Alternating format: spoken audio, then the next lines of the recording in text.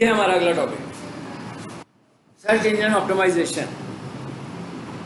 Search engine optimisation से क्या मुराद है? सबसे पहले तो हमें ये समझना है, सर्च इंजन तो सारे ही जानते हैं कि गूगल सर्च इंजन है, याहू सर्च इंजन है, लेकिन इस वक्त जब हम एसईओ की बात करते हैं तो हम फोकस करते हैं गूगल के ऊपर। यानी हम जो ऑप्टिमाइजेशन करना चाहते हैं वो किसके लिए करना चाह रहे हैं? वो गूगल के लिए करना चाह रहे हैं। अब ये ऑप्टिमाइजेशन है क्या?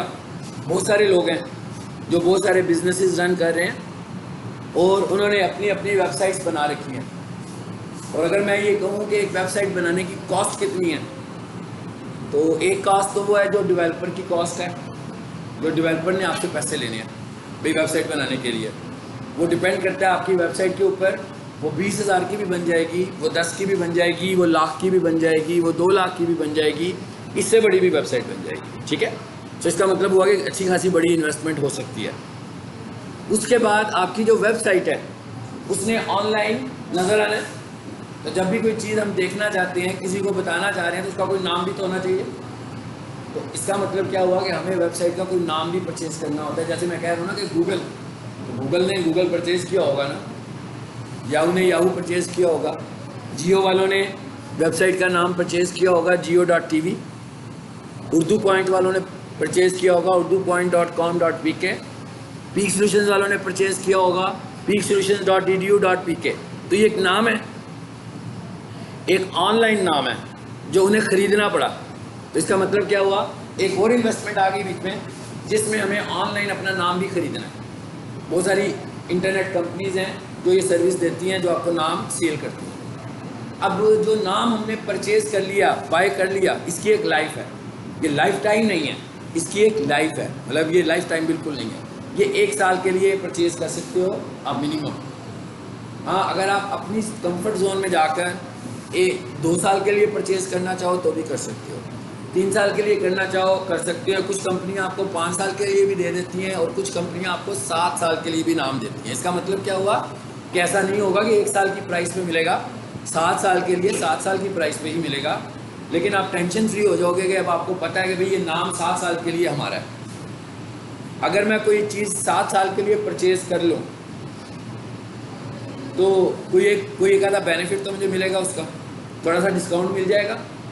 इसके अलावा गूगल के ऊपर हमें रिलायबिलिटी भी मिल जाएगी। क्या रिलायबिलिटी है कि भाई एक डोमेन है जो किसी ने 1 साल के लिए परचेज़ किया है और एक डोमेन है जो किसी ने 7 साल के लिए परचेज़ किया है। अब गूगल को ये लगेगा कि भाई ये जो 7 साल वाली डोमेन है ना, ये ज़्यादा रिलायबल है एज़ कम्पेयर टू 1 ईयर, क्योंकि इसने तो 1 साल बाद ख़त्म हो जाना है।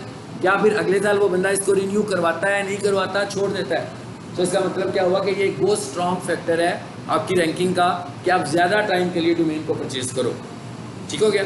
अब ये डोमेन है, बस सिर्फ डोमेन है, इसमें वेबसाइट के बनाने की बात नहीं हो रही है। अब नाम मिल गया, मिसाल के तौर पर मैं कहता हूँ जी मुझे एक डोमेन चाहिए, वेबसाइट बनानी थी, मेरी कंपनी का नाम है ABC, सो मैंने abc.com परचेज़ कर लिया। ये जो .com है ये बेसिकली क्या है, ये एक्सटेंशन हैं डोमेन्स की। जो सबसे पावरफुल और जब सबसे स्ट्रॉन्ग डोमेन है वो होती है .com।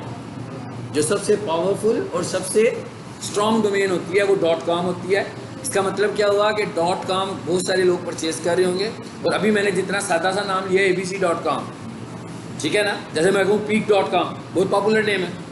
सो जब सब लोग ही .com ले रहे हैं तो इस नाम का मिलना तो बहुत मुश्किल है। क्या ख्याल है? मिसाल के तौर पर मैं Gmail पर जाऊँ और मैं कहूँ मैं अपना Gmail बनाना चाह रहा हूँ ali@gmail.com, बन जाएगा? कभी भी नहीं बनेगा। कितने सारे अली आ चुके होंगे Gmail पर, और जो सबसे पहले अली आया होगा उसी ने इस नाम से अपना Gmail बना लिया होगा। उसके बाद तो अली के नाम से Gmail बन ही नहीं सकती है। तो मतलब मुझे क्या करना पड़ेगा, नाम को थोड़ा सा ऐड इन करना पड़ेगा। कोई टेक्स्ट ऐड करूँगा, कोई स्पेलिंग चेंज करूँगा, कुछ 7 न्यूमेरिक डिजिट्स लगा लूँगा, तो फिर शायद मुझे अली के साथ नाम मिलने के चांसेस हो। इसका मतलब क्या हुआ, हमें ये भी देखना पड़ेगा, बेशक मैं डोमेन लेना चाह रहा हूँ .com, लेकिन मुझे देखना पड़ेगा कि भाई ये डोमेन अभी तक फ्री भी है कि नहीं है। ऐसा तो नहीं है कि कोई ये डोमेन पहले से ही परचेज़ कर चुका हुआ। ये भी तो हो सकता है कि कोई ये डोमेन पहले ही परचेज़ कर चुका हो। इसका मतलब क्या हुआ, .com तो नहीं मिलने वाली। अब हम सपोज कर रहे हैं कि भाई मुझे लेनी ABC ही है। अब मुझे पता लगा भाई .com में अवेलेबल नहीं है, तो फिर मैं अब कंपनी से पूछूंगा कि भाई और कौन सी एक्सटेंशन है आपके पास। .com के बाद जो पॉपुलर एक्सटेंशन होती है वो ORG होती है, ORG फॉर ऑर्गेनाइजेशन, ठीक है।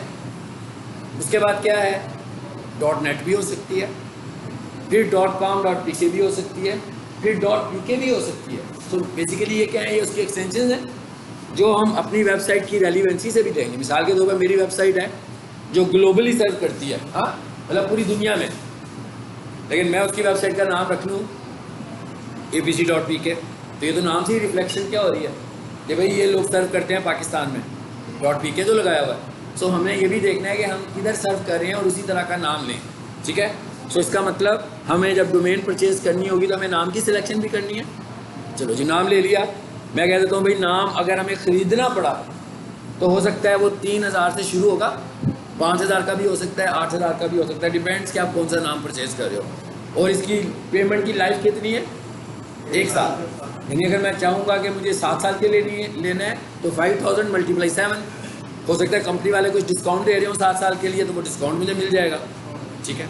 अच्छा, अब मेरे पास वेबसाइट एक डेवलपर से मैंने बनवाई, पता लगा भाई 50,000 की वेबसाइट बन गई, बाद में पता लगा 5,000 की डोमेन भी परचेज कर ली। अब वेबसाइट को लाइव करना है ना, वेबसाइट तो आपके कंप्यूटर में पड़ी हुई है या डेवलपर के कंप्यूटर में पड़ी हुई है, अब आपने वेबसाइट को लाइव करना है। सो वेबसाइट को लाइव करने के लिए आपको किस चीज़ की ज़रूरत है,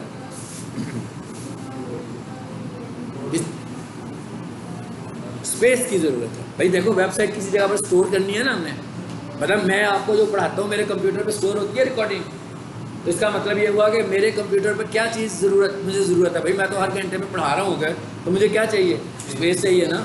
इतना डाटा मैं स्टोर करने लगा हूँ अगर अपने कंप्यूटर पर, तो मुझे स्पेस तो चाहिए। आप नया लैपटॉप लेने जाते हो मार्केट से, तो आपको क्या चाहिए, स्पेस चाहिए। आप कहते हो ना भाई हार्ड डिस्क ऐसी होनी चाहिए, हार्ड डिस्क ऐसी होनी चाहिए, हार्ड डिस्क का साइज़ इतना होना चाहिए। तो आपकी वेबसाइट ने भी तो स्टोर होना है, आप इसे अपने कंप्यूटर में तो नहीं स्टोर करें। ऐसे तो नहीं है कि मैं रात को सो जाता हूँ कंप्यूटर ऑन करके सोता हूँ तो कोई बंदा मेरे ही कंप्यूटर से आकर मेरी वेबसाइट को देख रहा होता है, ऐसा तो बिल्कुल नहीं है। कंपनी से मुझे स्पेस भी परचेज करनी है। This space is called hosting, इसे हम होस्टिंग कहते हैं। तो इसका मतलब क्या हुआ कि मुझे और क्या चाहिए, होस्टिंग चाहिए।